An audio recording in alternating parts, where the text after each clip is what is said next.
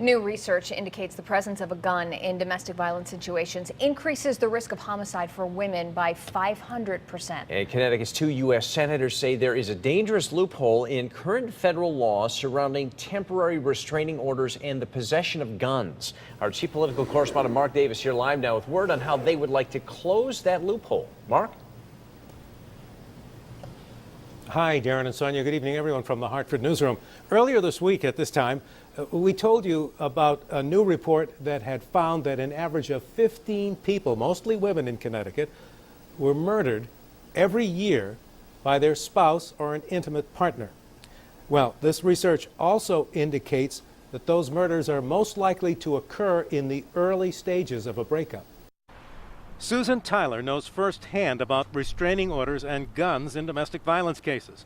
4 years ago, in the midst of a divorce, her husband kidnapped her from work and shackled her in the house. Kept me there as a hostage all day, again with guns and threats to burn down the house, to blow up the neighborhood, and eventually at the end of the day, I was very lucky and escaped. Very lucky, because he did burn down the house. He's now serving 65 years for kidnapping, arson, and several other charges. There's a gap in the law. The gap is that people with a temporary restraining order can still buy firearms and purchase firearms.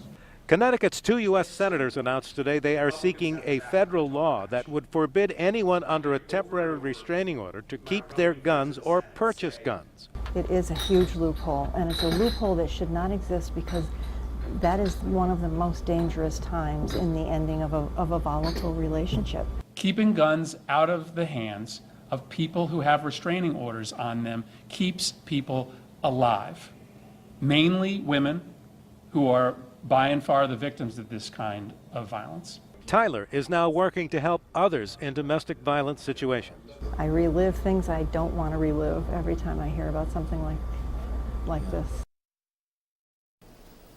Now, Blumenthal and Murphy are saying that they're hoping that this proposal that they're introducing will help them find some common ground with other senators in the United States Senate for that major gun control bill that failed in the Senate back in April. As you know, they're hoping to bring that up again, and they're hoping to find common ground on proposals like this to put it back together again.